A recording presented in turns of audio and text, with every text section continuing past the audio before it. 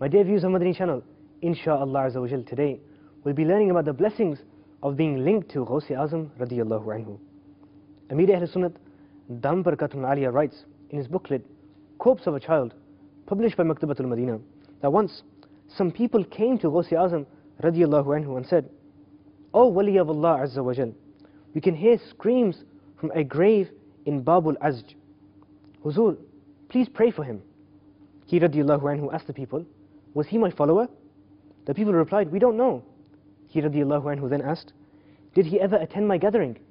The people replied, "We don't know." He radiyallahu asked, "Did he ever eat my food?" They gave the same reply. He radiyallahu anhu then asked, "Did he ever pray salah behind me?" They said again, "We don't know." Then Huzur Ghaus-e Azam radiyallahu anhu started to think with his blessed head bowed down. After a short period, he raised his blessed head and said, "The angels came to see me and they told me, that person used to come and see you and he had faith in you, so Allah Azza wa Jal has forgiven his sins." Alhamdulillah Azza wa Jal. Then the screams which were coming from that grave stopped.